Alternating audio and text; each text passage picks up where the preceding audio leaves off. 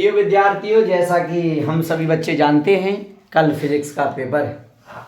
4 मार्च को फिजिक्स का पेपर है कक्षा 12वीं का। तो उसमें कुछ महत्वपूर्ण क्वेश्चन 2 अंक के, 3 अंक के और 4 अंक के प्रश्न पूछे जाएंगे। उसमें से आज हम 2 अंक के प्रश्न कुछ लेके आए हैं। तो 2 अंक के प्रश्न पर हम चर्चा कर रहे हैं। सभी बच्चे ध्यान से बोर्ड पर ध्यान केंद्रित करें और ध्यान दीजिए। पहला क्वेश्चन है कि विद्युत धारा किसे कहते हैं। तो किसी चालक में आवेश प्रवाह की दर को विद्युत धारा कहते हैं। कोई चालक कार है जिसमें आवेश यानी कि जो आवेश जो बह रहा है, जो चार्ज हो रहा है, किसी चालक में आवेश प्रवाह की दर को विद्युत धारा कहते हैं। विद्युत धारा एक अदिश राशि है और इसका सूत्र होता है I बराबर Q/T। तो Q माने होता है आवेश और आवेश का मात्रक होता है कूलम और T माने समय, समय का मात्रक होता है सेकंड। तो अपना विद्युत धारा का मात्रक निकला कूलम बटे सेकंड, या दूसरा होता है एम्पियर। इसका मात्रक होता है एम्पियर। तो एक क्वेश्चन पड़ा। दूसरा क्वेश्चन इंपॉर्टेंट क्वेश्चन है अनुगमन वेग। विद्युत क्षेत्र में धातु में इलेक्ट्रॉन, विद्युत क्षेत्र में धातु में इलेक्ट्रॉन जिस औसत माध्य वेग से गति करते हैं, जिस औसत माध्य वेग से गति करते हैं उसे अनुगमन वेग कहते हैं। बहुत इंपॉर्टेंट परिभाषा है कि विद्युत क्षेत्र में धातु में इलेक्ट्रॉन जिस औसत माध्य वेग से गति करते हैं उसे अनुगमन वेग कहते हैं। अनुगमन वेग को हम VD से व्यक्त करते हैं। इसका मान 10⁴ मीटर प्रति सेकंड। तो अनुगमन वेग को पढ़ा। ऐसा ही क्वेश्चन है धारा घनत्व का। तो एकांक परिक्षेत्र, एकांक पर जो क्षेत्रफल है उस परिच्छेद से होकर बहने वाली धारा को धारा घनत्व कहते हैं। ओमी प्रतिरोध, अनुओमी प्रतिरोध की परिभाषा बहुत सरल। तांबे का तार, उदाहरण पूछा जाएगा। तांबे का तार ओमी प्रतिरोध है। वे प्रतिरोध जो ओम के नियम का पालन करते हैं उसे ओमी प्रतिरोध है।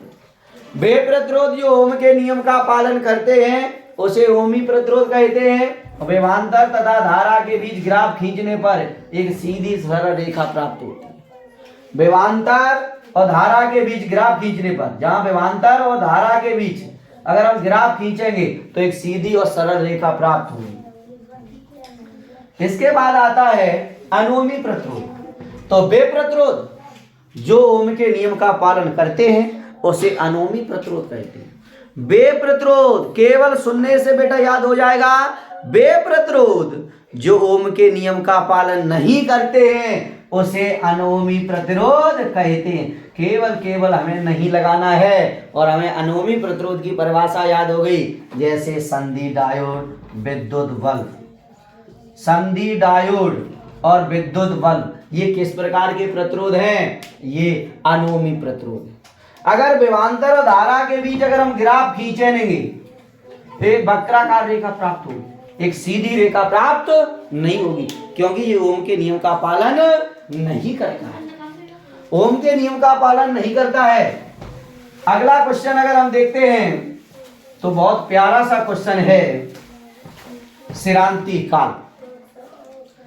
सिरांती काल क्वेश्चन देखें।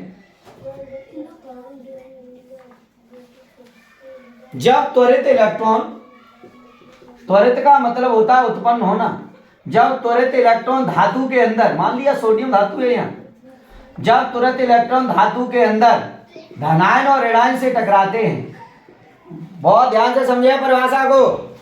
जब त्वरित इलेक्ट्रॉन धातु के अंदर धनायन ऋणायन से टकराते हैं, आपस में टकरा रहे हैं, तो उन टक्करों के बीच लगने वाले माध्य को सिरांती काल कहते हैं। जब त्वरित इलेक्ट्रॉन धातु के अंदर धनायन तथा ऋणायन, धनायन और ऋणायनों के बीच टक्करों के मध्य टकराते हैं तो उनके बीच लगने वाले माध्य यानी कि समय को सिरांती काल। काल माने वैसे भी जानते हैं समय होता है। दूसरा क्वेश्चन है विद्युत शक्ति। विद्युत शक्ति को सामर्थ्य कहा जाता है। विद्युत सामर्थ्य, बच्चे छोड़े आए क्वेश्चन। शक्ति का दूसरा नाम है सामर्थ्य। तो आंसर इसका क्या है? किसी विद्युत परिपथ में, बोल ध्यान दें, किसी विद्युत परिपथ में ऊर्जा व्यय होने की दर को, ऊर्जा व्यय माने वो तो खर्च करना, ऊर्जा व्यय होने की दर को विद्युत शक्ति कहते हैं, विद्युत शक्ति कहते हैं। ध्यान दें, परिभाषा बहुत सिंपल है। किसी विद्युत परिपथ में ऊर्जा व्यय होने की दर को विद्युत शक्ति कहते हैं।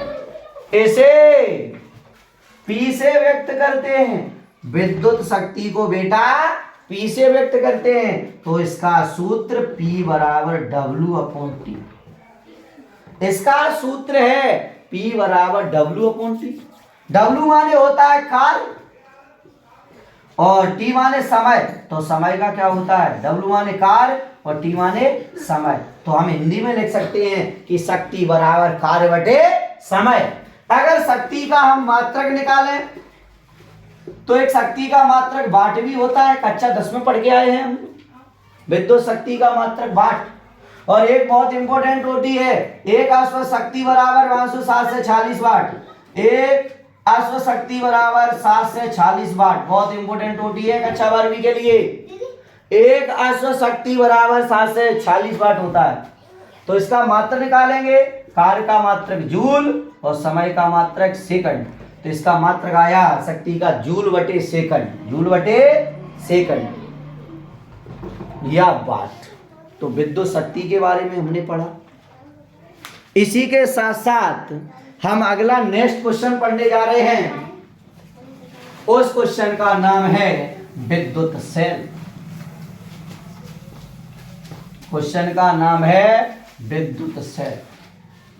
देखते हैं विद्युत सेल। सेल जानते एक प्रकार की ऊर्जा को दूसरे प्रकार की ऊर्जा में परिवर्तित कर देती है, उसे हम विद्युत सेल कहते हैं।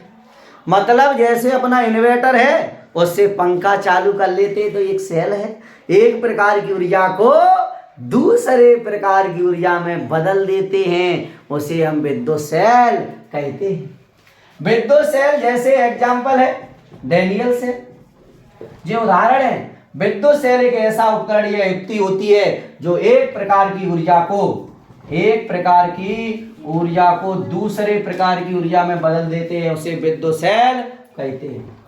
इसके बाद क्वेश्चन आता है सेल का विद्युत भागफल।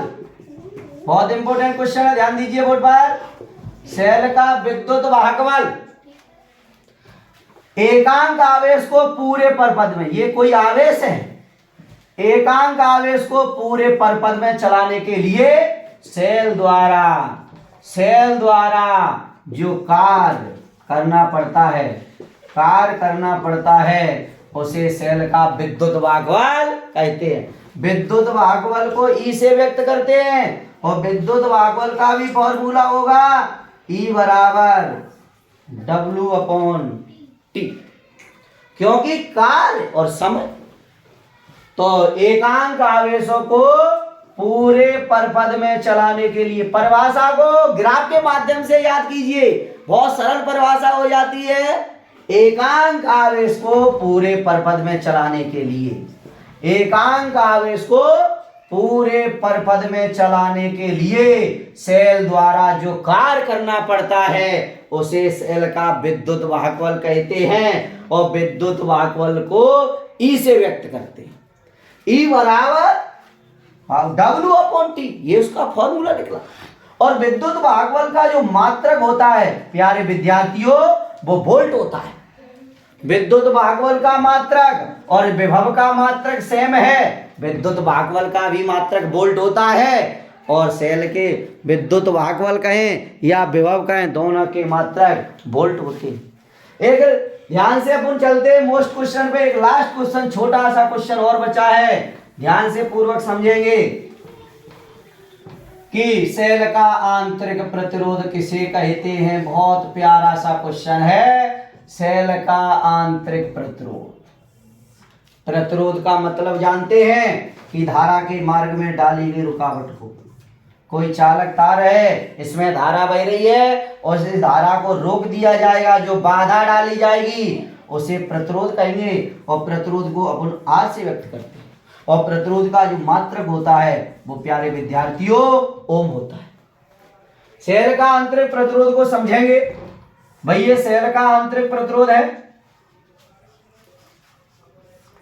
जो विद्युत वाहकल हो गया, जो स्मॉल आंतरिक प्रतिरोध हो गया। ध्यान से समझिए, सेल के अंदर विद्यार्थियों ध्यान से देखिए बेटा, सेल के अंदर ये सेल है और सेल के अंदर विद्युत अपघट द्वारा, सेल के अंदर विद्युत अपघट द्वारा, सेल के अंदर विद्युत अपघट द्वारा धारा के मार्ग में डाली गई रुकावट को, धारा के मार्ग में डाली गई रुकावट को, डाली गई रुकावट को सेल का आंतरिक प्रतिरोध कहते हैं। इसे स्मॉल आर से व्यक्त करते हैं। आंतरिक प्रतिरोध का भी मात्रक क्या होता है बेटा? ओम ही होता है।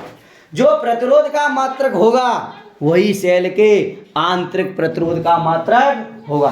तो आज अपन 2-2 नंबर के क्वेश्चन लेके चल रहे हैं। इसी के साथ साथ एक इंपॉर्टेंट क्वेश्चन है जो कल के पेपर में तुम्हें छपा मिलेगा, किरचॉफ का नियम।